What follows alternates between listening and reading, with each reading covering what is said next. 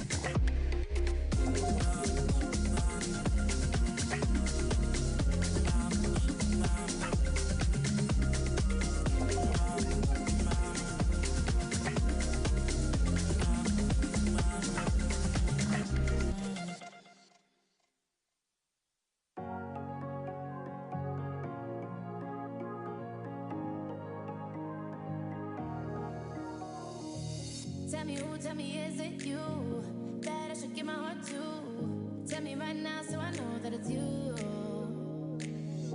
And it feels so right. I don't want you out of my sight. Long as you need me, I need you. Are you right one for me? Can you be my everything? My forever fling. I'm talking about it.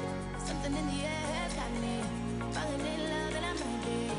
Falling for your love. I wanna be the one you love. Oh, what's love got to do that? What's love but a second-hand emotion? What's love got to do with it? Who needs a heart when a heart can be broken?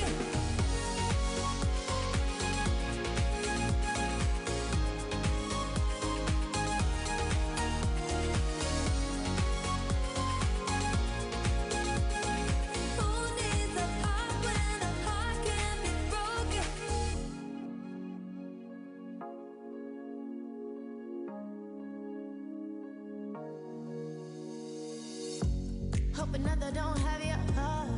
That may make things hard. I don't know what I might do. 'Cause just when I think we're close, then I'm like, I don't know. Tell me if you really are. Are you right one for me? Can you be my everything? My forever fling. I'm talking about it. Something in the air got me falling in love and I'm ready. Falling for your love. I wanna be the one you love.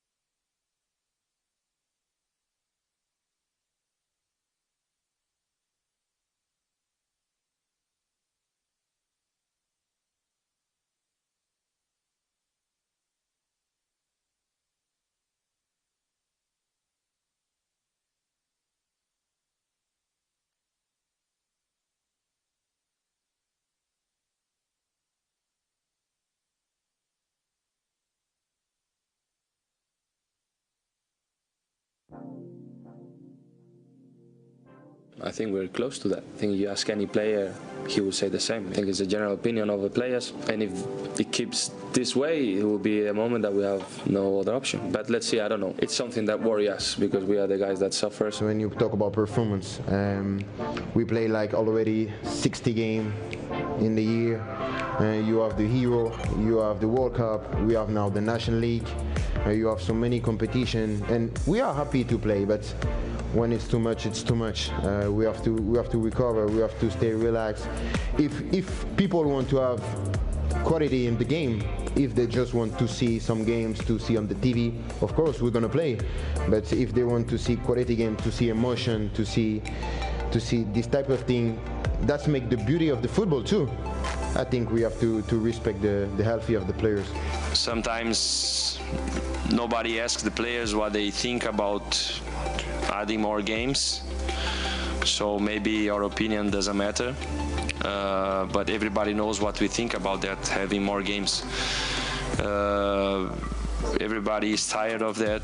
Estoy de acuerdo en todo lo que ha dicho. Cada año tenemos más partido, menos tiempo de descanso, y al final no es falta de decirle. Creo que venimos de 3, 4, incluso más años diciéndole, nadie nos hace caso. Así que sí, va a llegar un momento donde vamos a tener que ir a la huelga, porque es la única manera de hacer nuestra voz entendible para los que deciden.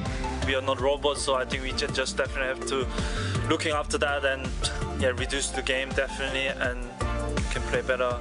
Quality of game is definitely, I think this is should be the aim. Yo sé que la PFA tuvimos una reunión a principio de temporada sobre los calendarios. Sabemos que es un calendario muy apretado, sé que el sindicato también, entonces nosotros confiamos en ellos completamente, de que ellos buscan nuestros intereses, son ellos los que nos están cuidando y están haciendo todo lo posible para poder ayudarnos en ese sentido. Ahora mismo el calendario es el que es, hay que tirar para adelante y hay que jugar a fútbol, entonces ya lo hemos hablado muchas veces, sabemos que el calendario es el que es y es muy congestionado, pero bueno, es nuestro trabajo y hay que dar el 100% siempre. Peut-être cette année ça va aller, mais c'est l'année prochaine qui va être un problème. Je pense qu'il y a déjà des PFA et des autres PFA dans des autres pays, ils ont essayé de trouver des solutions, mais le problème c'est que l'UEFA, le FIFA, il fait des matchs en plus et on peut essayer de dire quelque chose, mais ouais, on n'a pas trouvé une solution et ils s'en foutent, c'est l'argent qui parle.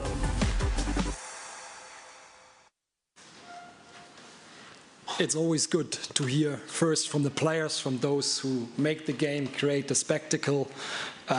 Those were just a few snapshots of those players who actually have decided to speak up in recent weeks. We could have taken many more. Welcome to the press conference by European leagues, FIFA Europe and La Liga. My name is Alexander. I'm Director Policy at FIFPro, and I have the pleasure to lead through the press conference today. Before we start, let me maybe say a few remarks. I think it's fair to say that a good part of European history can also be told through a legal perspective. The decisions by the courts, the decisions by the European Commission, by the European institutions, all of them together tell a story of not just the conversations we have in our societies at a time, be them social or economic, but they also tell something about our values and ultimately about our continent and about the European Union. Sports has certainly been no stranger in this conversation, specifically also not professional football. We have definitely acted in that context and have added our own chapters in this legal landscape. Just the past 12 months have probably seen a range of decisions by the courts in European Super League, the ISU decisions, and just about a week ago in Diarra. So what has happened this morning when the parties to this press conference submitted a legal complaint to the European Commission, this is not just also another chapter in this context, but let me tell you, it is also somewhat unprecedented. It is in fact the first time that the social partners of the professional football sector, the employers, the employees, the leagues and the player unions have felt compelled to take legal action together. So we would like to already thank all of you for having shown an interest in this case, for attending our press conference. Specifically, we would like to thank representatives of the European Commission, the Member States, the European Parliament, media, the stakeholders in the football sector, and certainly also the academic community. With regards to the structure of today's press conference, let me give you a couple of housekeeping remarks. First of all, many of the speakers will intervene in their native language, so you will find translation available in French, Spanish and Italian, and of course English. The translation devices, I think, are in your seats. With regards to the interventions by the speakers, we will have 3 representatives from the union side and 3 representatives from the league side with us to intervene on behalf of this coalition. We have from the player union side David Terrier, the president of UNFP and FIFPro Europe. We have Mathieu Moreuil, the director international relations of the English Premier League and board member of the European leagues. We have Christopher Watzauk from the Norwegian Players Union NISO, the executive president. We have Javier Tebas, the president of La Liga. We have Umberto Calgano, the president of AIC, the Players Union in Italy. And last but not least, we have the host in this capital in Belgium. We have Lorin Paris from the Belgium Pro League. Before we start with the interventions by these speakers, we will have another short video which will just explain how we have gotten to this point in a brief summary. After the interventions by the speakers, we will be joined by our outside legal counsel from Garrides, Mark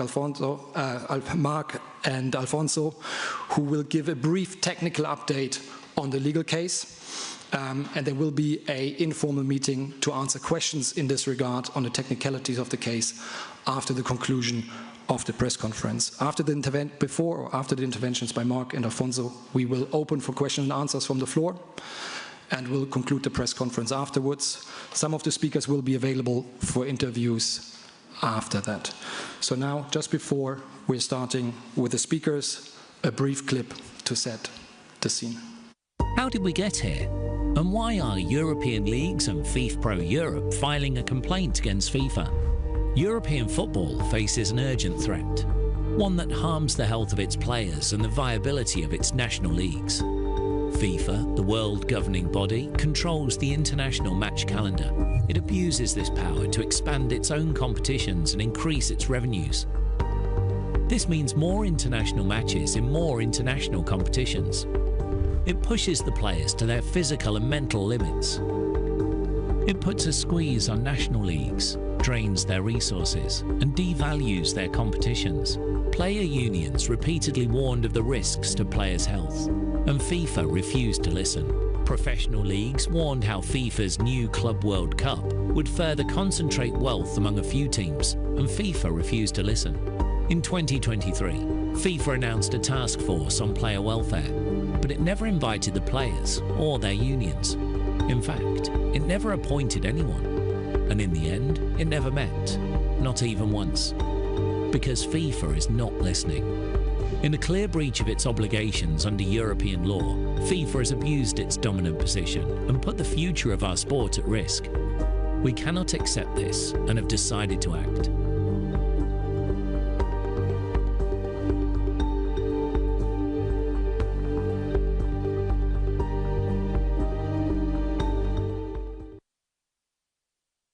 Thank you. And without further ado, I will pass the floor over to David Terrier, the president of UNFP and FIFA Pro Europe. David, please. In French, sorry, it's much easier for me. And we are in Bruxelles, that I think French is good. Déjà, bonjour à toutes et à tous. Vraiment, merci d'être venus. Merci de prendre votre temps pour un sujet qui est important pour nous, du côté des joueurs, mais pas seulement. Ça ne doit pas être aujourd'hui des discours politiques, mais des discours importants pour le futur de notre football, que ce soit au niveau européen, mais également au niveau mondial. Et je dois dire que je suis très fier aujourd'hui de pouvoir être ici à vos côtés, mais surtout avec nos amis, nos compagnons, ceux qui ont fait en sorte de développer une industrie au niveau européen, mais qui allait plus loin à travers la solidarité au niveau mondial, qui est peut-être une des industries les plus participatives, les plus collaboratives qu'il y a eu jusqu'à maintenant. Et ce, grâce à ceux qui sont autour de la table aujourd'hui, qui représentent les employés du football, qui sont les joueurs de foot, mais également les employeurs, qui sont les ligues. Et je pense qu'il était important qu'on se réunisse, qu'on soit ensemble, qu'on arrive à discuter ensemble. Et je peux vous dire, on a des fois des divergences. Nous n'avons pas toujours les mêmes intérêts, nous n'avons pas toujours les mêmes objectifs. Mais lorsqu'il s'agit de la défense du football dans son ensemble, nous arrivons à nous retrouver, à discuter et à être autour de la table aujourd'hui. Et ça, c'est le sens de cette réunion d'aujourd'hui. Malheureusement avec un cas de justice, on y reviendra plus tard. Alors vous allez me dire, mais pourquoi vous êtes venus aujourd'hui et en fait tout va bien, vous entendez, les employeurs, les employés, si vous êtes ensemble, évidemment vous avez une force incroyable. Eh bien non, malheureusement, nous n'avons pas cette force incroyable et c'est pour ça que c'est important que nous soyons là aujourd'hui. Notre industrie est particulière. On a une organisation mondiale qui est la FIFA, qui est une organisatrice de compétition, mais qui aussi régit des lois, des règles qui s'imposent à l'ensemble du football. Et je pense que cette organisation est en train de faillir ou a déjà failli pour des intérêts personnels, politiques, mais également pour des intérêts financiers. Vous savez qu'on dit toujours que l'argent est le nerf de la guerre. C'est une évidence, ça permet aussi de temps en temps de convaincre certaines parties prenantes en leur redistribuant plus d'argent, mais ça ne fonctionne plus, ça ne marche plus et surtout l'équilibre global ne tient plus. Certains n'aiment pas quand j'en parle de ce fameux système pyramidal, mais ce système pyramidal, en tant qu'Européens, on doit y être attaché dans la mesure où nous avons la même interprétation. Et définitivement avec FIFA, et peut-être avec d'autres instances, nous n'avons pas ce même sentiment de système pyramidal où le haut de la pyramide a la responsabilité de reverser au bas de la pyramide. Et non pas l'objectif est d'être en haut de la pyramide pour écraser le bas de la pyramide. Et notre football est exactement dans cette situation actuelle. Il ne faut pas se tromper sur ce qui est en train d'être communiqué pour des raisons politiques, où on est en train de parler qu'une certaine partie de joueurs ou qu'une certaine partie de clubs. Non, non, l'impact va aller bien au-delà. Nous allons évidemment, et je laisserai mes amis et collègues des ligues développer leurs points, mais en tout cas, nous, en ce qui nous concerne, les joueurs, nous protégeons tous les joueurs. Je vais juste vous donner un exemple de les problèmes qui se posent à nous et surtout que la FIFA pose à nous. C'est-à-dire qu'on n'a pas la possibilité d'avoir un dialogue social avec la FIFA. Nous n'avons pas l'occasion de discuter avec la FIFA. La FIFA ne nous ouvre pas les portes. Ça, c'est une évidence. Et donc, les joueurs que nous rencontrons tous les jours. Vous avez vu les témoignages des joueurs, je pense qu'ils sont forts, ils sont construits, ils sont réfléchis. Ça fait 6 ans qu'ils nous font remonter ces problématiques du terrain. Notre réflexion à nous, FIFPro et à toutes les unions de joueurs, c'était de se dire, ok, ça c'est le travail, notre quotidien, d'être à côté d'eux, de remonter les problématiques. Mais après, ce travail, il faut le rendre audible, il faut le rendre cohérent et il faut le rendre objectif. Et ça, c'est le travail de FIFPro, c'est le travail que FIFPro a fait à travers des études, non pas d'anciens joueurs, mais de médecins, de responsables de la performance, et qui nous ont prouvé depuis 6 années, avec les reports que nous faisons, que évidemment, ce n'était pas que le ressenti des joueurs, que c'était une réalité, que c'était devenu objectif. Nous avons envoyé ces rapports, aucune réponse. Nous sommes allés plus loin, puisque quand vous sollicitez les joueurs, vous devez délivrer derrière, parce que je peux vous dire que les joueurs sont des gens qui sont ambitieux, mais qui sont aussi qui ont envie que les choses avancent. Et donc, nous sommes retournés les voir, discuter avec eux, et ils ont voulu être avec nous davantage et le montrer davantage. Je vais vous prendre un exemple. En 2021, la PFA, le syndicat anglais, a envoyé un courrier à la FIFA, signé par tous les capitaines de la Première Ligue, disant qu'ils ressentaient un calendrier trop chargé qui impactait leur santé physique et mentale. Et je dis bien physique et mentale. Aucune réponse. En 2022, l'UNFP, dont je suis le président, nous avons envoyé un courrier similaire, signé par tous les capitaines de toutes les équipes de Ligue 1, non pas seulement les tops, ceux qui participent aux compétitions européennes et mondiales, tous les capitaines de Ligue 1 ont envoyé ce courrier. Aucune réponse. Aucune réponse de la FIFA. Et donc ça, pour nous, c'est quelque chose qui est impossible, insupportable et surtout irrespectueux. Nous sommes dans une organisation aujourd'hui qui est forte, qui est puissante et qui met en avant le dialogue social. Qu'est-ce qu'a fait la FIFA? En 2023, elle a eu un congrès à Kigali où ils ont validé la Coupe du Monde des clubs et ils ont dit « Nous allons faire un comité sur la santé et le bien-être des joueurs ». C'était ça, peut-être, la réponse à ces 2 courriers venant des joueurs, venant des capitaines de Ligue 1 et de Première Ligue. Mais au jour d'aujourd'hui, ce comité ne s'est jamais réuni. Nous avons interrogé qui composait ce comité. Pas de réponse. Nous avons interrogé, mais combien de fois ce comité s'est réuni? Aucune réponse. Donc vous comprendrez pourquoi nous sommes là malheureusement aujourd'hui. Nous n'avons pas d'autre choix, parce que nous représentons nos joueurs, nous sommes que la parole des joueurs. Et ça paraît évident que dans une ambition personnelle, commerciale, financière, politique, non pas dans une ambition de protéger le football et les footballeurs, mais également les représentants des ligues. N'oublions pas que quand même, à travers les ligues, il y a les clubs qui génèrent beaucoup d'emplois. Évidemment, beaucoup de revenus, mais aussi beaucoup d'emplois. Et ça, nous devons le protéger. Et je pense que, clairement, la FIFA, dans un souci de développer des compétitions pour avoir plus de revenus et, excusez-moi l'expression, acheter des voix, eh ben, la FIFA a échoué dans son rôle de régulateur. Je pense que ça, on doit l'acter aujourd'hui, c'est définitif. Et c'est pour ça que nous sommes là aujourd'hui. Alors, qu'est-ce qui s'offre à nous? Quelles possibilités nous avons? Eh ben, nous avons la possibilité d'être ici aujourd'hui, de faire respecter le droit à la concurrence, le droit à la protection de la santé et du bien-être des travailleurs. Et je pense qu'on doit imposer, on doit exiger à cette instance forte, certes, économiquement surtout, d'exercer un dialogue social. Et nous sommes là, non pas pour leur demander d'être autour de la table, nous sommes là pour leur dire, nous sommes les employeurs et les employés du football, nous allons nous réunir, nous sommes prêts à travailler collectivement maintenant ensemble et nous verrons si on va vous inviter à la table. Parce que vous êtes juste une organisation et des organisateurs de compétition.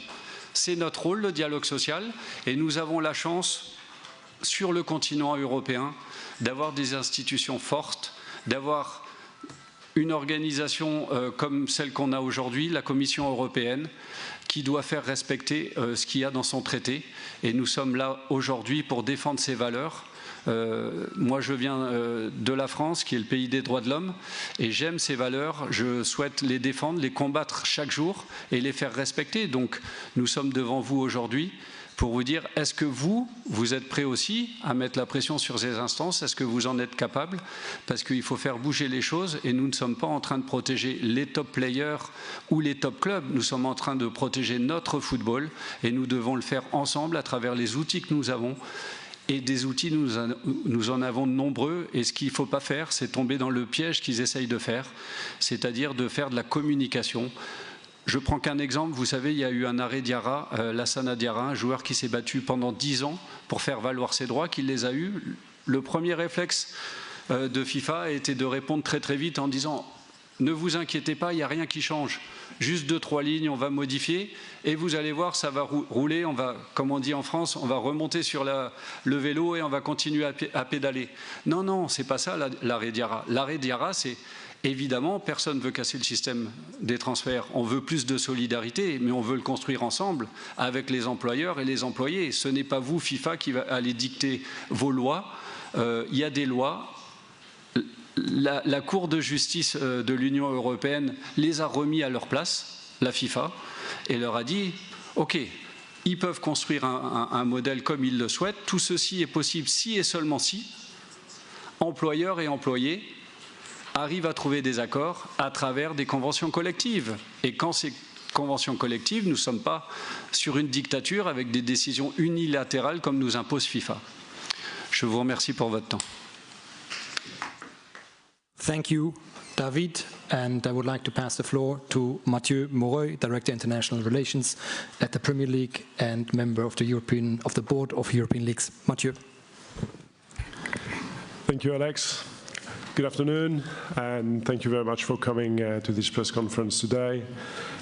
This is indeed a very important day. Alex, David have mentioned it.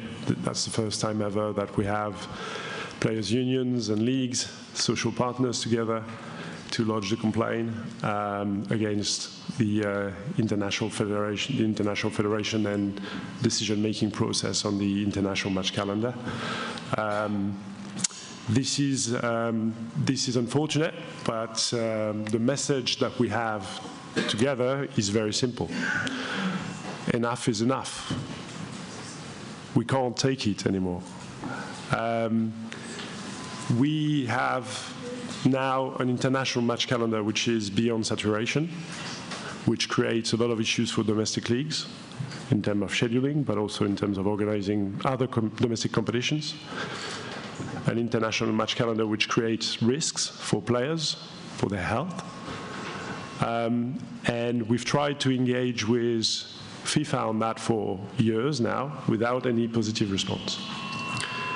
So enough is enough. This season you will see a dramatic increase of number of international matches, 50% more matches in the Champions League. The Club World Cup moving from 7 to 32 teams.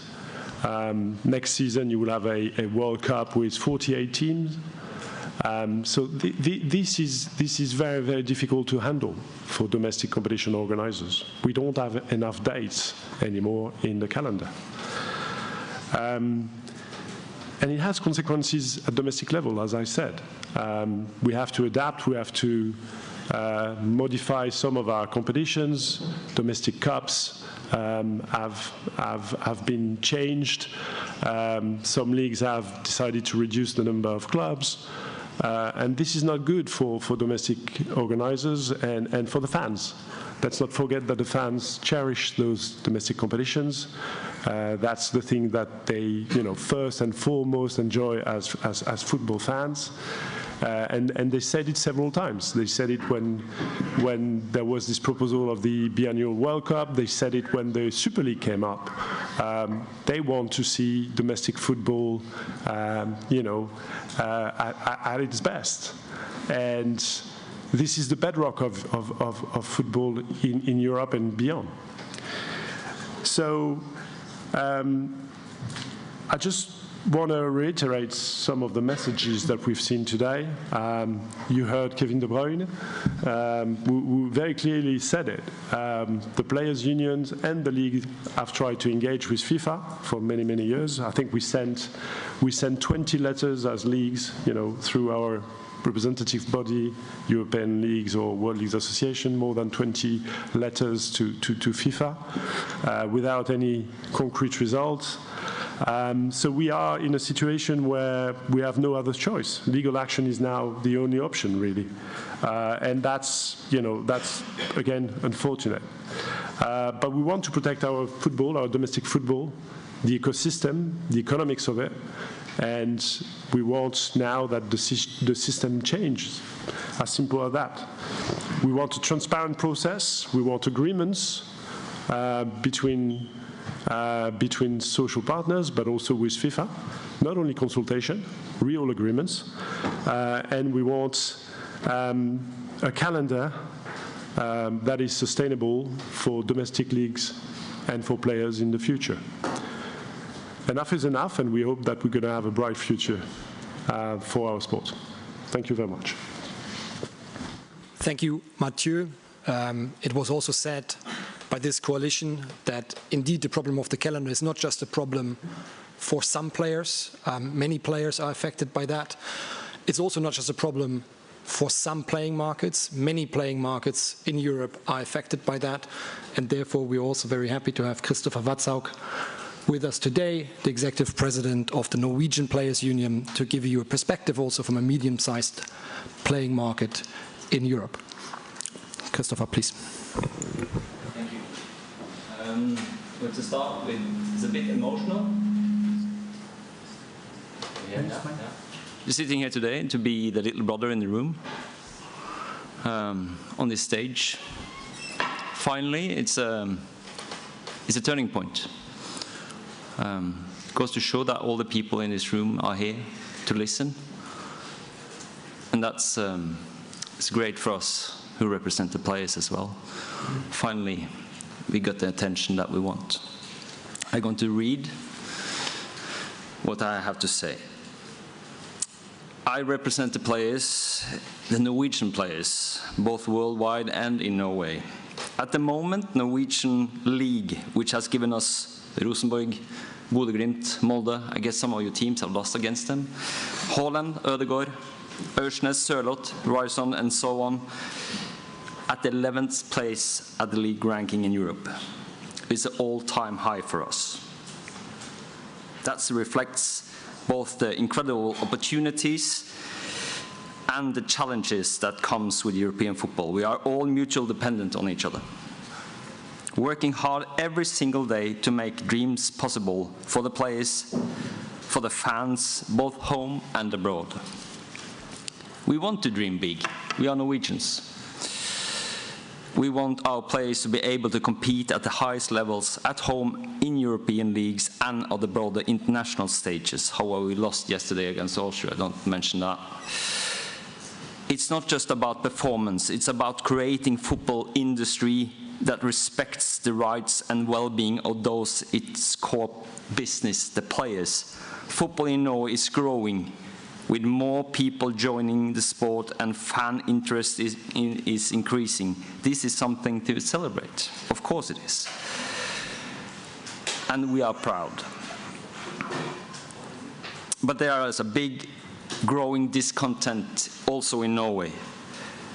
Forced changes in the play schedules, reduced rest periods, and creeping demands are more than just inconveniences. They are violations of the labor rights. They breach collective agreements and contracts. And the basic protection every worker, I use the word worker, as the players are, should be guaranteed.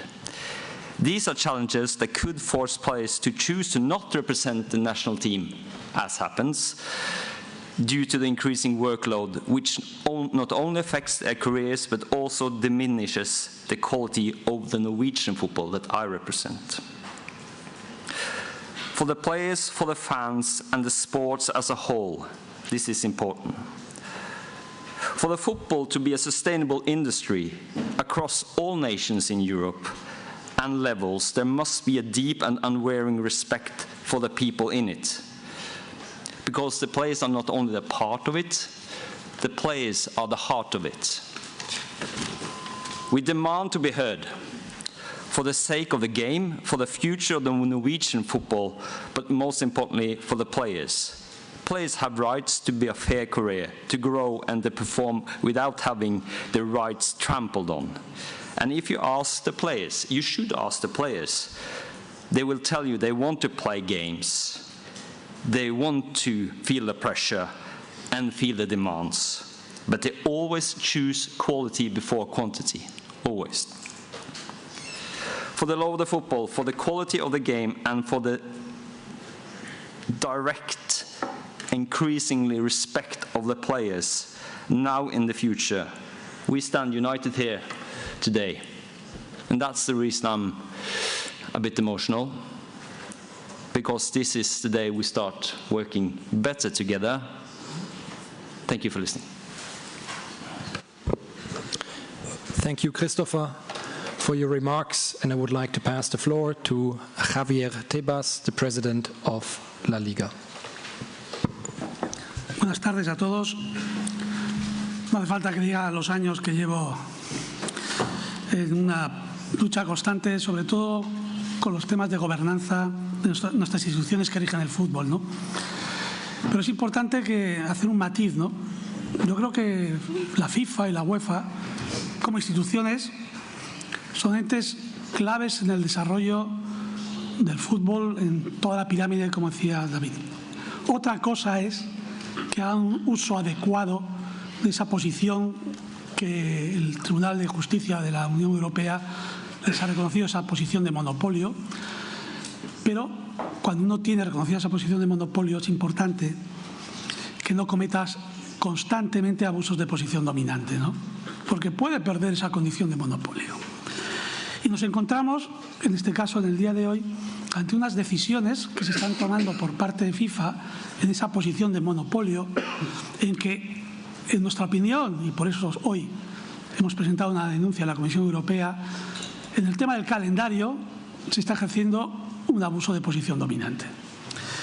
Nos resulta sorprendente que después de 9 meses que llevamos de resoluciones en el ámbito del Tribunal de Justicia de la Unión Europea muy importantes, con mensajes muy importantes en cuanto a las normas de gobernanza de lo que tiene que ser el fútbol en Europa y por ende en el resto del mundo, FIFA no haya oído o leído el mensaje que se está lanzando desde la institución judicial más importante que existe en la Unión Europea, ¿no? Mensajes claros que van respecto a las normas de gobernanza. Mensajes claros a que tiene que haber procesos reglamentados, transparentes, no discriminatorios, en todos los ámbitos y más en este ámbito que estamos hablando, del ámbito laboral. FIFA no puede regular nada que afecte en el ámbito laboral sin el acuerdo de los jugadores y de los empleadores. Y ese mensaje está en la sentencia del caso de la Superliga, y ese mensaje está en el caso de la sentencia de Diarra, pero no se quiere leer, o no se quiere oír, o no se quiere.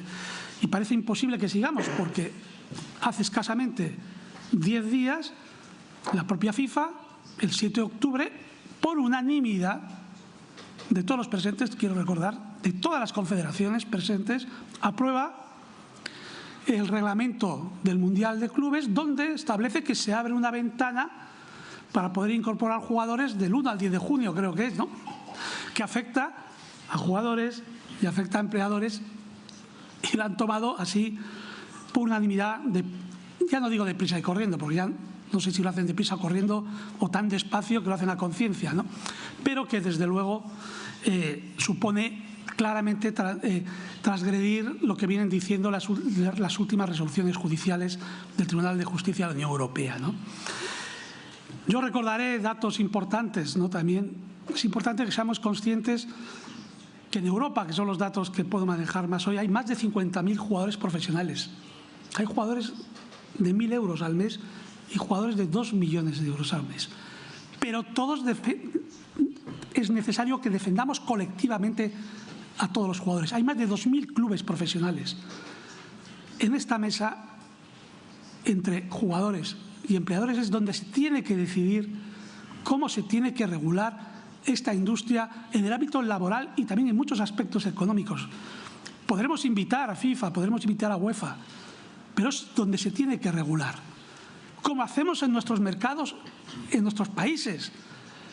Yo me siento con el sindicato en España y pacto el calendario.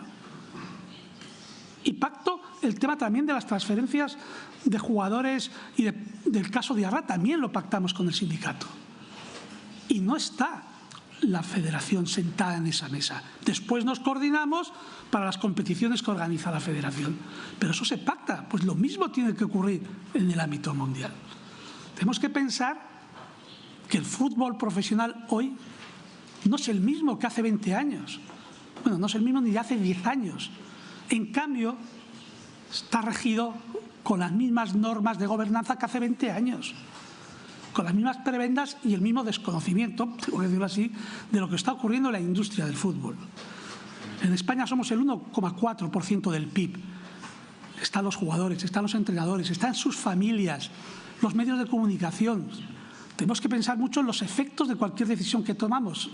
Y yo creo que en el ámbito de FIFA no se ha pensado. Por eso nos hemos visto obligados a poner esta demanda. Yo, para terminar, diría que hoy FIFA, a través de Emilio, lanza el mensaje del diálogo sobre un tema muy especial, porque nosotros el tema laboral tiene mucho más diálogo. El mensaje del diálogo lo aceptamos, pero también se lo lanzamos nosotros, los que estamos en esta mesa. Te vamos a invitar a dialogar y que conozcas las reivindicaciones, lo que queremos, cómo se tiene que organizar la industria. Que vengas a oír y a acordar si tiene que haber más competiciones. Y que vengas y acordemos si esas van contra la salud de los jugadores. Que vengas y acordemos si esas van contra las competiciones nacionales. No solo dialogar, que de dialogar hemos ido a muchas reuniones. Hablamos y luego hacen lo que quieren. No. Hay que hablar, hay que dialogar, por supuesto, pero hay que acordar, que es lo más importante. El diálogo sirve si tiene un final, que es el acuerdo. Si el diálogo no sirve, si al final es hago lo que yo he querido y el diálogo se convierte en falso. Aquí, hoy, lo tengo que decir, es uno de los días más históricos y más importantes del fútbol. Y escríbalo así porque es así. Y lo van a ver ustedes en los próximos meses. Yo diría que ha habido 2 días para mí históricos en el fútbol. Uno en el 2019, cuando se paró una reforma de UEFA y ECA de la Champions League, y hoy. Hoy se da un paso importantísimo en el que es el camino del cambio de gobernanzas de las instituciones de nuestro fútbol. Y no vamos a perder esta oportunidad. Por lo menos el presidente de la Liga no va a perder esta oportunidad.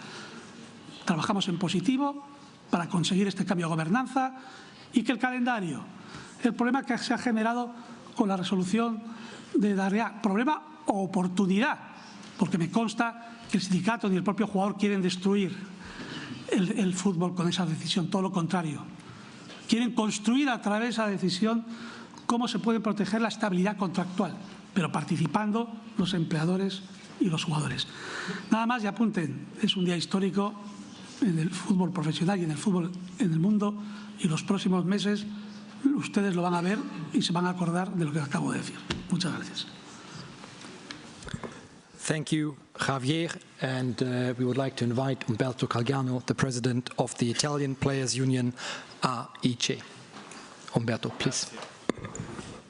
Grazie Alexander e grazie a tutti i presenti. Concordo e riprendo le parole del presidente Tebas. Oggi abbiamo tutti quanti davvero una grande opportunità. Essere qui tutti quanti insieme e riuscire per la prima volta a manifestare il nostro dissenso verso una situazione che anche i calciatori che giocano in Italia percepiscono come una grande stortura. Oggi abbiamo la sensazione che il calcio stia quasi iniziando a divorare se stesso. Ma oggi, stando qua tutti insieme, ho anche la sensazione che finalmente la salute dei calciatori non è più una questione sindacale, non può più essere una questione sindacale, perché preservare la salute della parte migliore del nostro spettacolo vuol dire difendere il nostro sistema. Il rischio che noi stiamo correndo è che per massimizzare probabilmente i ricavi, il valore della produzione, nel breve periodo, concentrandolo tra l'altro in pochissimi club, si rischia però poi di mettere sul mercato un prodotto che può diventare nel medio-lungo periodo meno bello di quello che siamo abituati a vedere. Quale comparto industriale, quale azienda per massimizzare i ricavi nel breve periodo incide negativamente sul suo prodotto? È una sfida che abbiamo lanciato con FIFPro da tanti anni. Io ricordo le prime statistiche, i primi incontri che anche prima della pandemia abbiamo fatto tutti quanti insieme. Oggi si pretende che i top player che giocano ad una velocità che è superiore del 50% rispetto a soltanto 10 anni fa, e questi sono i dati che tutti quanti conoscete, sono ragazzi bravi e fortunati dai quali pretendiamo di andare molto più forte, giocando sempre più partite, 60, 70, il mondiale per club potrebbe portare qualcuno dei nostri ragazzi a giocare 80 partite, viaggiando per 120.000 chilometri magari all'anno per chi ha le nazionali oltreoceano, e pretendiamo che tutto questo avvenga con soltanto 15-20 allenamenti veri all'anno per questi top player. Nella scorsa stagione, lo abbiamo calcolato, togliendo gli allenamenti del post gara, del giorno successivo alla partita, e la rifinitura del giorno precedente, i calciatori delle grandi squadre non riescono più ad allenarsi. Come ben sapete non c'è più il ritiro precampionato, si gioca fin dai primi allenamenti. E quindi è realmente un mondo che rischia di divorare se stesso. E i calciatori che giocano in Italia, italiani e stranieri, hanno ben presente quanto sia importante preservare non soltanto la loro salute, ma anche il merito sportivo, il valore dei campionati nazionali, perché il mondiale per club non è soltanto qualcosa che inciderà negativamente sulla salute dei calciatori, ma è qualcosa che inciderà ancor più negativamente su una concentrazione di ricchezza in mano a pochi club. Non ho mai sentito parlare di redistribuire meglio le nuove risorse che verranno create. Non ho mai sentito parlare di preservare anche nell'accesso a queste competizioni un merito sportivo che derivi dai campionati nazionali, cosa che invece, con tutte le situazioni che la nuova Champions League sta comunque creando, che comunque preserva in una situazione di merito sportivo. Quindi oggi la FIFA non ha degli atteggiamenti contrari soltanto alle norme europee e alle direttive sulla salute e sulla sicurezza dei calciatori, ma nell'essere ente regolatore, nell'avere il potere legislativo, non ha badato a questi aspetti e soprattutto ha badato quasi esclusivamente alla massimizzazione dei propri interessi economici. Questi sono i fondamenti dell'abuso di posizione dominante, che a nostro avviso è fin troppo chiaro in un atteggiamento di questo tipo, ma possono e devono essere anche un'opportunità per poter aprire una nuova forma di dialogo. Noi su questo investiremo tutti quanti insieme le nostre energie, ben sapendo che non basta effettivamente parlare, non si può essere da soli, bisogna essere in due per riuscire a chiudere degli accordi, ma sono anche convinto, perché le società oggi, quando si parla della stanchezza anche psicologica degli atleti di alto livello, le società hanno una sensibilità differente. Non si sorride più quando si parla degli infortuni dei calciatori. Le banalizzazioni che riguardano i loro stipendi e il fatto che siano dei ragazzi bravi e fortunati, oggi fortunatamente non accompagnano più chi vive a stretto contatto con loro. Sono strumentalizzazioni che magari fanno alcuni media e sono situazioni che forse sui social hanno diciamo, un canale preferenziale. Ma dobbiamo riuscire a lavorare su queste situazioni sapendo che non sono più questioni sindacali.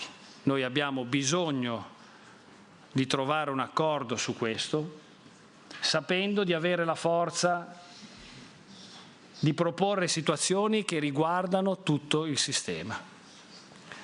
E io ne sono convinto, oggi ne usciamo rafforzati e sono convinto che la giornata di oggi è il punto di partenza per creare tra noi un'alleanza stabile che possa fare bene al nostro sistema, perché dobbiamo chiederci quali siano le scelte migliori, perché le scelte che prenderemo in questi anni condizioneranno i prossimi 10, 15, probabilmente 20 anni, non soltanto dei calciatori e delle calciatrici, ma anche degli allenatori, dei dirigenti, dei presidenti, perché sarà poi difficile tornare indietro se non riusciremo a rimettere al centro il merito sportivo e gli aspetti solidaristici che in un sistema sportivo non potranno mai mancare. Grazie. Thank you, Umberto. And for the closing, I would like to hand over to the board member of European League, CEO of the Belgian Pro League, Lorin Paris. Please. Yes, thank you, Alexander. And I have the unenviable task to come last. So I'll try to wrap up some of the things that have been said. And of course, to answer the question that some of you might be asking, why is a medium-sized league like the Pro League sitting next to two of the biggest leagues in the world? And the reason is simple. The decisions around the international match calendar are decisions that reverberate through all of the leagues, all of the 40 leagues in Europe that are a member of the European leagues, and I will tell you why. First, what is happening? In our view, just when we succeeded together with the fans and many other allies to keep our front door closed for the threat of the Super League, here comes FIFA through our back door, whistling and yelling surprise, saying, you know, we've got a present for you guys, and it's really the Super League under a different name. At least it has the seats in it of what could become a Super League in the future. So we feel that as a world football body, FIFA should really be fronting as a friend, but it acts more like a foe. And that's something that we want to change. And the reason that today is important is because we think today is the first day of hopefully a new era where that changes. Second, how did we get there, and why does this affect us as a small and a medium league? Well, it's not difficult to see how we got into this mess. The Super League has never materialized, but it has been very successful in reverberating throughout Europe and throughout all of the leagues that might be concerned without ever materializing. So as a first reaction, UEFA promised more money to big teams. Therefore, they had to put up more games in order to have more TV rights income. And at least in making that calendar come together, there was some form of consultative process with the leagues. Not ideal, but it happened. In turn, FIFA reacted because they didn't want to stay behind in terms of the relative earnings vis-à-vis UEFA. And they added more games, mostly for the top teams. The difference being that there has been no form of consultation in making this happen. And as a league that is 8th in Europe, so you have the big 5 and then the 3 leagues beneath who vie, to be in 6th position, we were affected, even though we have no teams that play in the Club World Cup that is set to start at the end of the season. We are affected just like the 39 other leagues in Europe. First of all, in terms of calendar. So we have given up a number of extra slots to accommodate for extra games on the international level. We will see more release periods taking hold for the new FIFA competitions without us having anything to say about that.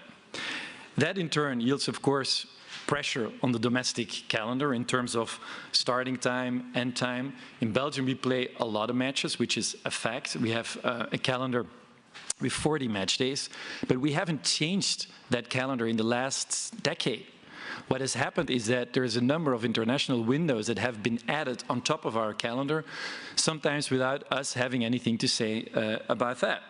And what you see is that you get pressure on your calendar because it becomes more difficult to have a real break during winter time. It becomes more difficult to give our players the number of vacation days, holidays that they are legally entitled to. And it becomes more difficult to reschedule a game when, as might happen from time to time in Belgium, it snows. So we are affected by what is happening at the international level. So we're witnessing a race to put more games on, but there is a limited amount of physical time that players can play and that viewers can view. So we are in danger of sewing off the tree branch that we're all sitting up together. So is this just a bad news press conference? No, it's not. Because third, what is the solution? Firstly, we should recognize this for what it is, which is a fight about global football governance, which we think today is really lacking in how it should be done. And secondly, all we were asking was, as you've heard my colleague say, for FIFA to pick up the phone and to pull up a chair, or 2 chairs at least, for the players to be represented during the process where we decide together on the international match calendar, and for the leagues as the representatives of the clubs to be present at that table. But today, I think as some of my predecessors have already indicated, we're turning the table. We're starting from the social dialogue. We're starting from employees and employers coming together and inviting FIFA or UEFA, whenever applicable, to come to the table and decide with us how we should put that international match calendar together. And that, I think, is what is happening today. Two more remarks before I end my intervention. If you look at what the European Court has done with Diarra, if you look at this complaint, and if you look at what has happened with the Super League case and the European Court of Justice's judgment there, it's really clear that something's got to give in terms of international football governance. We've reached the limits of the system that we're living in today. And it is quite unique that we have employers and employees sitting together at the same table asking for the same thing. So that should tell you something. And finally, what we see as one of the bigger threats for global football is that the widening rift between the haves and the have-nots in football, that widening rift is really in danger of becoming much larger if you look at some of the consequences that Diarra might have, that the Super League might have, and that the way that the international match calendar is being put together today. And if we continue down this road, we're at risk of losing the fan. And let's not forget that it's he and or she who is footing our bill.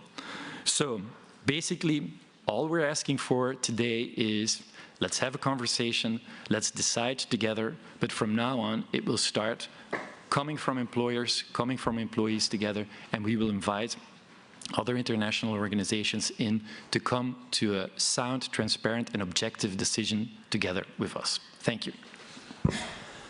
Thank you, everyone. I think as a brief summary, we can say that while there are slightly different perspectives also existing between the leagues and the unions, there are at least three principles that align everyone on this table. That is relating to governance, that is relating to player health and safety, and that is relating to the viability of national leagues and playing markets and the rights of these stakeholders to negotiate that together at the same table with the international federations. We will come back with questions and answers to this group in just a moment. However, I think now the real fun stuff is going to start, and I'm going to hand over to Alfonso and Marc from Garrigues to give us a brief update on the legal technicalities of the case.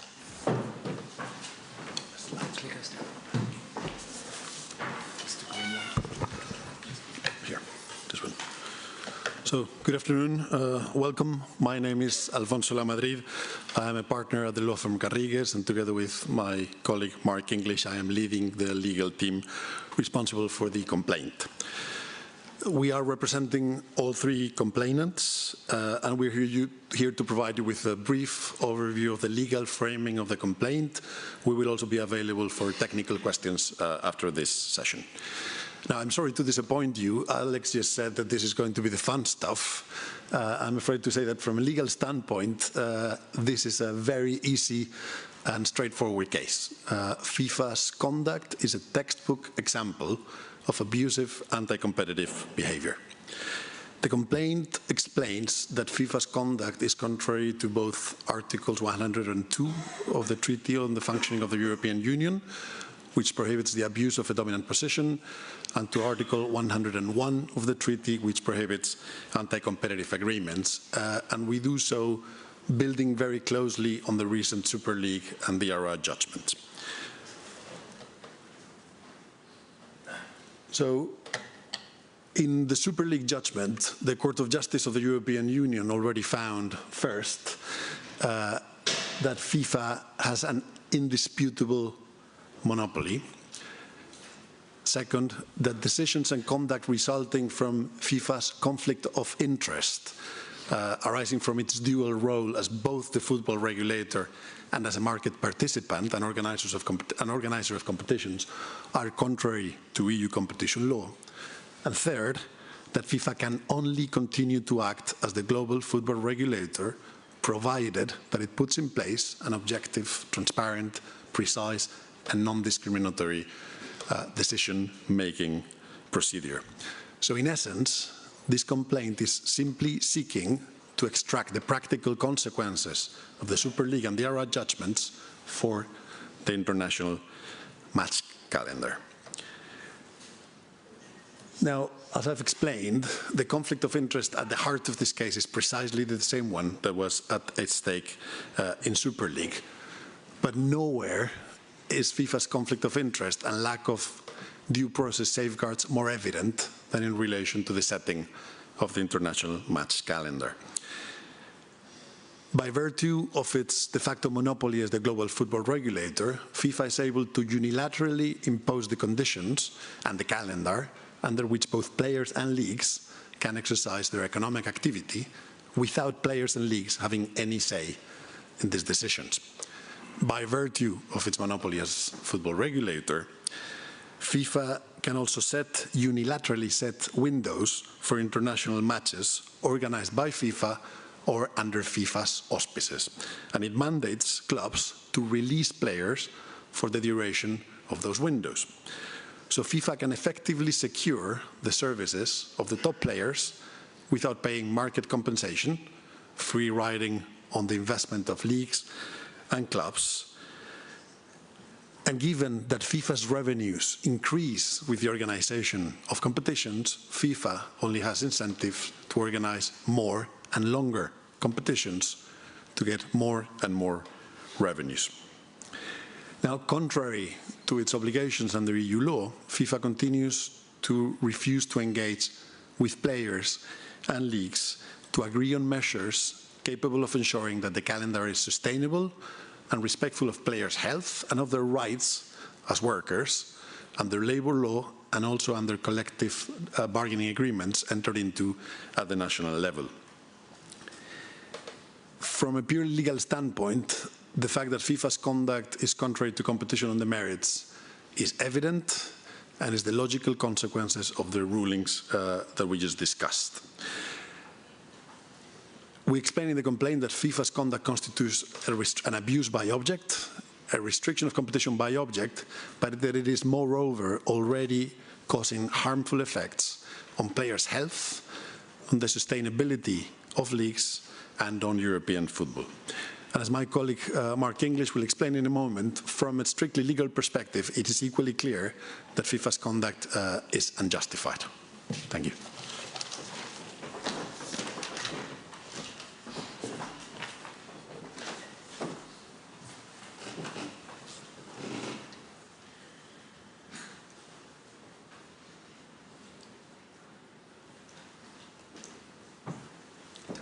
Green one. Okay. Thank you, Alfonso.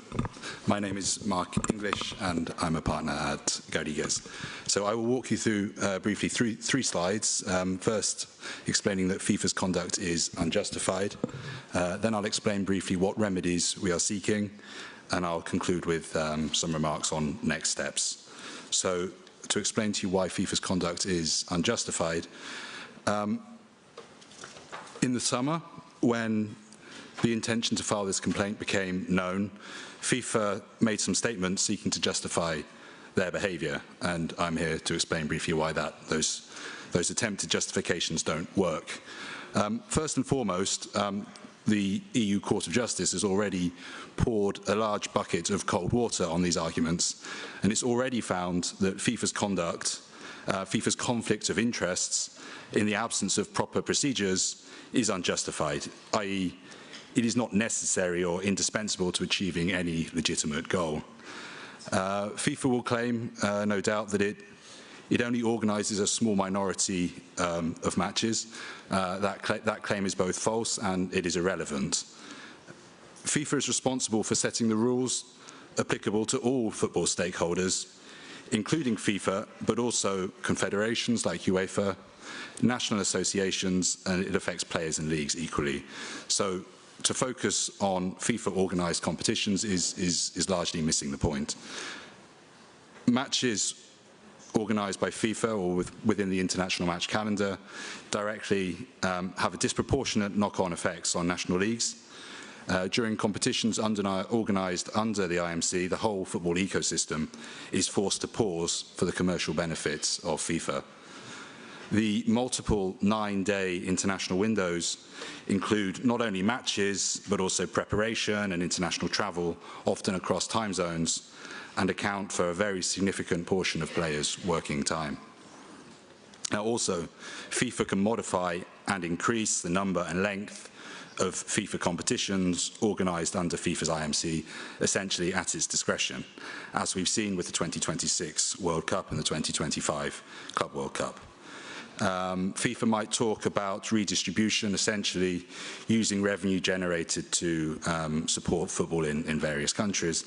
Again, the Court of Justice of the EU has already rejected FIFA's claim that its conflict of interest, again, in the absence of due process, may be justified by any alleged redistribution goals. I mean, in a nutshell, the lack of good governance is not necessary to achieving any of these aims, and one does not achieve these aims through conduct that harms and exploits players and national leagues. So moving on to remedies, what is it that we want?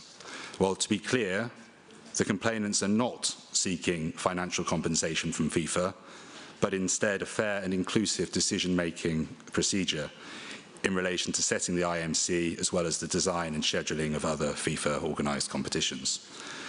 At this stage, the complainants are not generally challenging FIFA's role as global regulator, nor the lawfulness of mandatory player release obligations in themselves. What the complaint does is it requests the Commission to adopt a decision that would declare FIFA's conduct covered by the complaint. Again, that is the conflict of interest in combination with a lack of proper and inclusive procedures to be contrary to Articles 102 and 101 TFEU, essentially the EU rules on competition. The complaint requests that the Commission adopt a decision imposing a cease and desist order on FIFA, essentially ordering them to cease their breach of EU competition law, and importantly, order that FIFA put in place a transparent, objective, precise, inclusive and non-discriminatory process in agreement with leagues and players' unions that would ensure the well-being and fundamental rights of football players and the respect of collective bargaining agreements that are agreed at national level. And on to next steps. So as you've heard, the complaint has now been filed jointly by European leagues, FIFA Pro Europe and La Liga with the European Commission. The European Commission will now investigate the complaint. Now, there are no deadlines for the Commission to run its preliminary or formal investigations, and in carrying out its investigation, the European Commission has wide-ranging investigative powers. Should the Commission find that the complaint is well-founded, it could either make binding possible commitments that FIFA may offer, or it could ultimately impose remedies or fines. But again, achieving the imposition of a fine is not why we filed this complaint. It's not why we're here today. European leagues, FIFA Pro Europe and La Liga, look forward to assisting the European Commission further and will continue to provide relevant materials and updated investigation throughout the Commission's investigation. And that concludes my remarks. Thank you very much.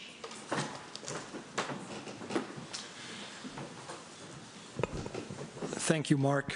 Thank you, Alfonso. I hope I didn't promise too much in terms of the fun part.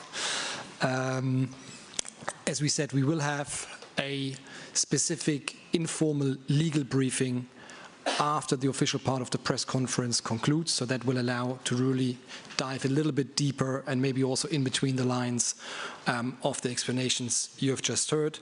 We will open in just a moment for questions and answers for the floor. But before we will do that, we will listen to one short clip, which is echoing the voice of the players from the coaches in Europe and across. No, claro, preocupar sí, un montón. Sobre todo nosotros cuando jugás, por ejemplo, no sé, Argentina contra Venezuela en Venezuela, no solo está la carga de jugador del partido anterior en Europa, el viaje, sino que después el segundo partido tenés que volver a Buenos Aires, otras 7 horas de vuelo. la verdad que bueno, es impensado que eso pueda mejorar porque al final los jugadores juegan todo en Europa y los partidos son los que hay, pero sí que intentamos, la verdad que tenemos un poco de tiempo, intentamos pensar más en la recuperación que los entrenamientos pensando en el partido, porque al final lo único que queremos es que rindan al máximo y no le podemos poner mucha carga, pero sí que es verdad que es un contratiempo y hay que hacerlo de la mejor manera. Io penso che, come he dicho otras veces, è un calendario che non si può sostener e lo que preparan el calendario tienen que mirar a esto. Entonces, ma no lo están mirando porque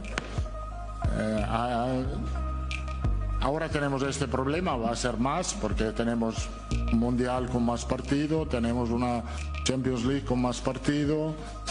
Y creo que la única solución es reducir los números de los partidos. People don't think about the mental aspect of the game and what is asking you, what those games are asking you mentally. Physically, your body will adapt, but mentally it's difficult to recover, especially when you're the guy of that team that everyone always expects for you to deliver. It's not easy. They play too many games for me. And forget all this nonsense about how much money they earn. That's got nothing to do with it.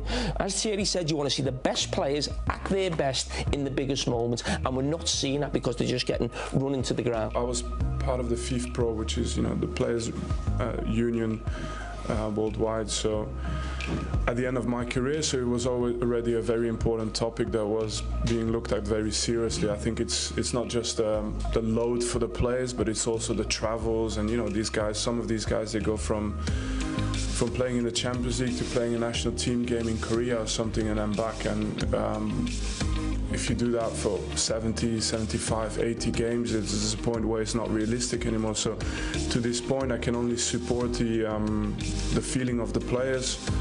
The solution I've sort of always wanted and that I've mentioned since I was a player as well is to just put a cap on the amount of games a player can play as an individual.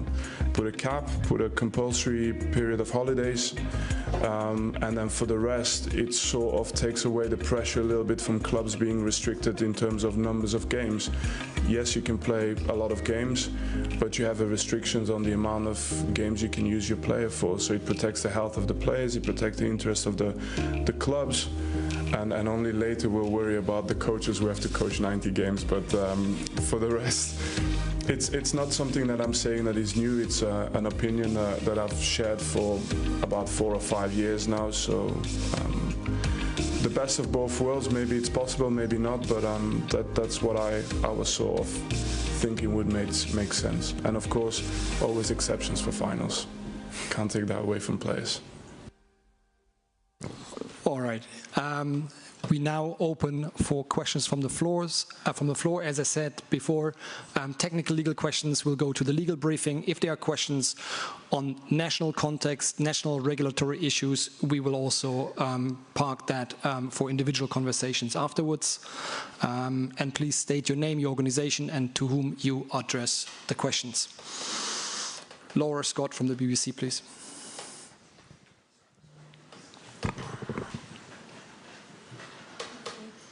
And my question is to Mathieu. Mathieu, you are here representing the Premier League. We know that the Premier League have removed the winter break. We know that many of your members go on pre-season tours. Is there an element of hypocrisy to what you're saying here today? And just another question, you said enough is enough. What do you think when you hear a player like Rodri warning of player strikes? Thank you very much. Well, the hypocrisy, I mean, that's what we heard from FIFA, right? First and foremost, I would like to recall that the Premier League has not changed its format and the number of matches that we organized for the last 30 years. If anything, we reduced the number of matches that we organized because we started with 22 clubs and we moved to 20. So I think there is an element here that we should not forget. Second, the individual tours, that's a club issue. They decide to go on tours. They very often do that on the basis of retraining, preparing for the new season, and for commercial opportunities, obviously. But that's their decision. It's not a league decision. And third, the strike. Obviously, you know, we feel for the players, and what we are doing today is to try to obviously find a solution to avoid those very, very extreme measures. So I hope we're not going to get to that point, but it's obviously, you know, it's obviously something that the players have mentioned, and we have to listen to that. Thank you. Next round of questions. Alistair Walker from Politico, please. Hi, Alistair Walker, Politico. This is a question again for Mathieu and also Javier. Would you say the Club World Cup is a worse threat to the football pyramid than the Super League was? And would you urge your clubs to boycott it?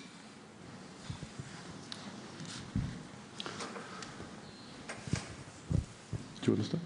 Okay. Look, the Club World Cup is a new competition that we haven't seen yet. So it's difficult to draw conclusions on whether or not it's the worst thing ever. I wouldn't say that. It has some issues in terms of calendar, in terms of, you know, revenues. We don't know really, you know, how the money will be redistributed, how it's going to trickle down. We have very little information, in fact. So very difficult to give an opinion on that.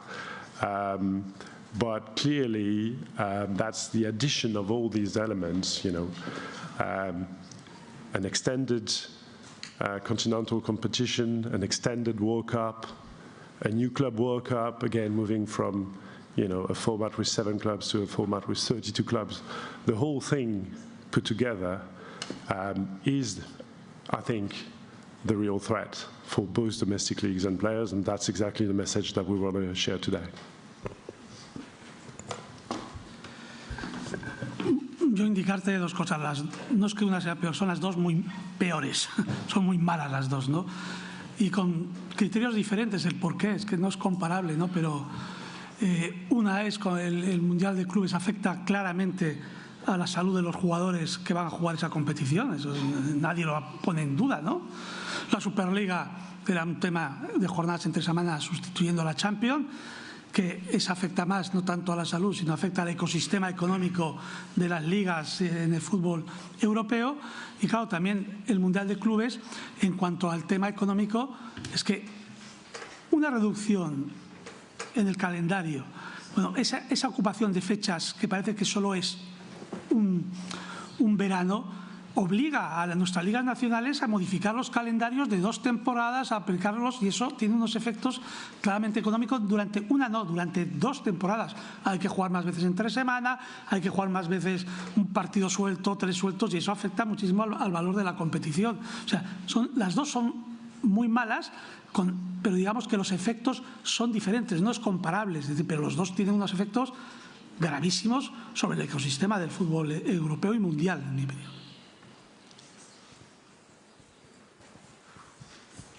The gentleman over there, please. Buenas tardes, Manuel Gómez del diario El País. Voy a aprovechar que hay traducción en español. Varios de ustedes han hablado de negociación y de diálogo social entre empleadores y empleados. Bueno, en el diálogo social ceden las dos partes, en este caso serían 3. Me gustaría saber qué están ustedes dispuestos a ceder en una negociación con FIFA. ¿Están dispuestos a reducir algo sus competiciones? ¿Están dispuestos a reducir sus ganancias? Gracias. Could you mention a name and a person to address the question to, please? The question is addressed to whom? Javier Tebas habló de diálogo social y un representante de sindicato de trabajadores. Bueno, yo por ser claro, no vamos a disminuir las competiciones nacionales, porque quien ha ocupado las fechas, quien ha generado este problema, no somos las competiciones nacionales, las ha generado quien ha creado en los últimos años otro tipo de competiciones o cambios de formatos. El último y el que ha colmado ya derramar la gota de agua en el vaso ha sido el Mundial de Clubes, pero quien ha creado una National League con carácter competitivo y no partidos amistosos no hemos sido nosotros, ha sido la UEFA. Quien ha cambiado el formato ha sido la UEFA, no hemos sido nosotros. Las competiciones nacionales en el ecosistema del fútbol, lo he dicho en mi intervención, hay 50.000 jugadores profesionales. Hay 2.000 clubes profesionales, hay que defender ese ecosistema y ese es el que vamos a defender. No se pueden ceder cosas que rompe el ecosistema de ligas y equipos que no participan en competiciones europeas, que no juegan mundiales de clubes, que la gran parte de sus jugadores no van a los campeonatos del mundo ni a las Eurocopas.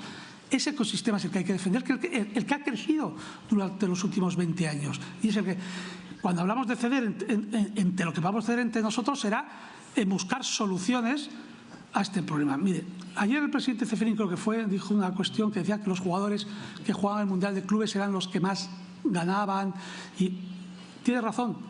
Por eso mismo no se puede hacer el Mundial de Clubes, porque esos jugadores ni necesitan ganar más ni quieren ganar más.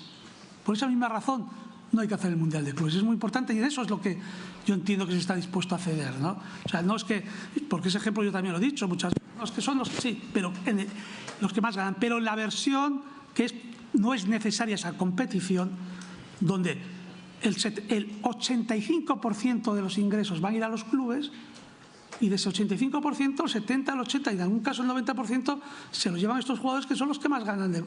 Por lo tanto, no es necesaria esa competición que rompe la salud de los jugadores, que rompe el ecosistema económico del fútbol, porque ya lo he explicado, afecta a 2 temporadas, no es necesario. Y eso es, no hay que, yo por lo menos no estamos dispuestos a ceder que la Liga Española pase de 20 a 18. ¿Para qué? Para expulsar a los clubes, mandar al paro a un montón de jugadores, a que los jugadores ingresen menos dinero por jugar una competición que no genera nada de valor positivo.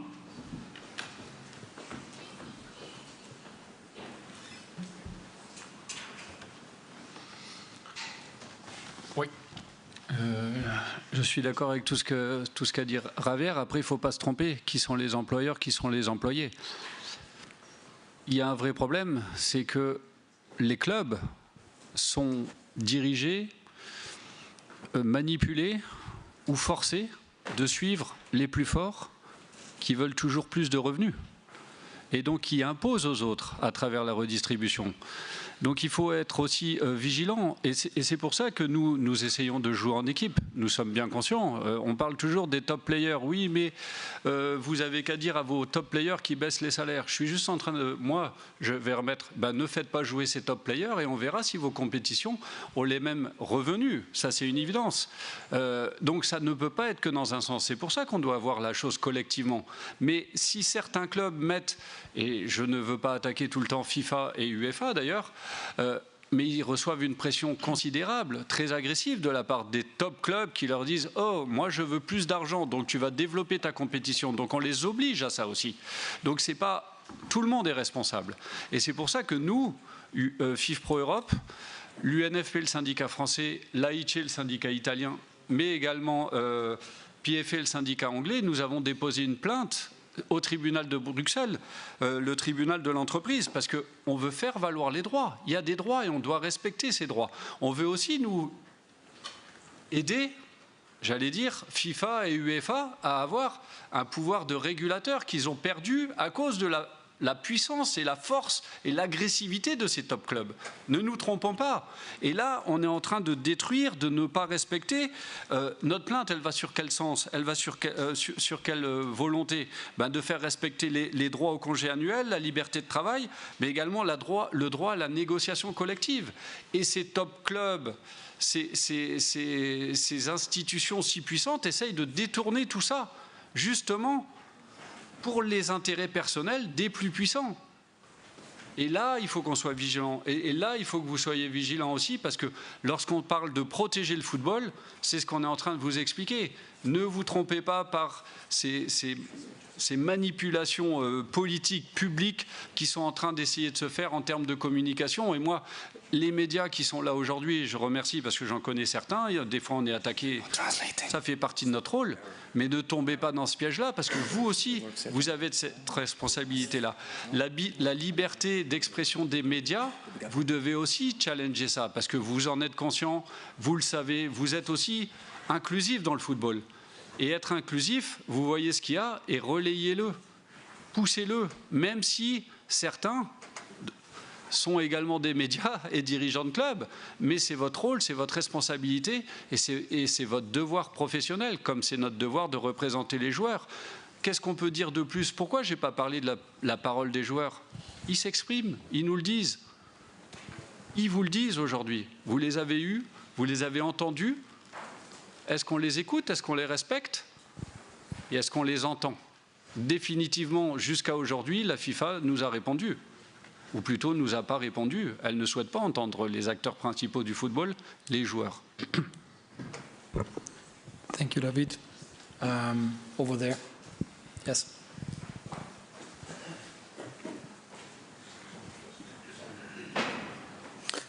Hi, Julien Preto from Reuters. The question more for the representatives of the leagues more than FIFPro. You've been mentioning a lot FIFA, everything has been directed at FIFA, but you've barely mentioned UEFA, apart from Mr. Tebas a little bit. But if you look, I mean, this new format of the Champions League is also more games. The Nations League, I mean, obviously is more impact on the motivation of the players, on the physical, mental, strain of the players than, friendly matches would have had. So why is your complaint directed only at FIFA and not UEFA? If we see, let's say, very recently, if I take the case of Lille in France, they've played Real Madrid and let's say give or take 68 hours later they played Toulouse, and this is going to repeat itself with Atletico Madrid followed by the derby against Lens. 68 hours later they're going to play again. So why is everything directed at FIFA and not UEFA? Thank you. I'll pick someone for you. Mathieu, on behalf of the leagues, do you want to respond? Yes, so you're right, and I think a couple of us have mentioned the increasing number of the UEFA clubs competition being a challenge as well. I think to answer your question first, FIFA is responsible for the international match calendar. UEFA is not. UEFA organizes competitions, but those who have the regulatory power on the international match calendar, on the release of players, on the windows, that's FIFA. And that's why, first and foremost, why the complaint is addressed at FIFA.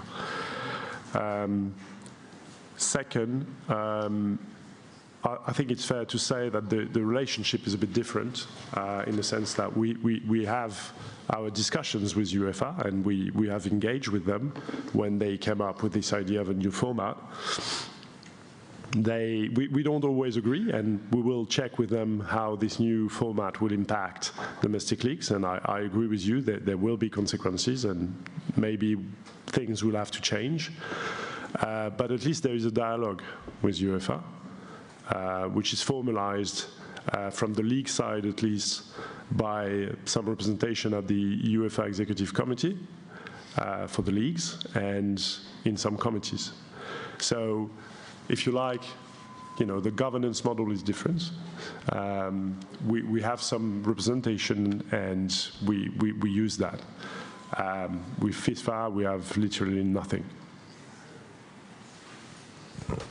We will close the press conference at this point also. The translators have stopped. Maybe is there any one last comment from the group? I think there is a question over there. We have still plenty questions. Okay. Last round of questions, please. Should I ask in English or in Spanish? Because my question is for Mr. Tebas, but I don't see interpretation. We won't have translation available anymore. So if you can probably pass the question just for the interviews afterwards, that would be great. Sure. Yeah, okay. Thank you very much. We have now the legal briefing available in just a few minutes, and we have individual interviews with the participants at request. Thank you very much. Just a picture together. You want to stand? You guys can stand.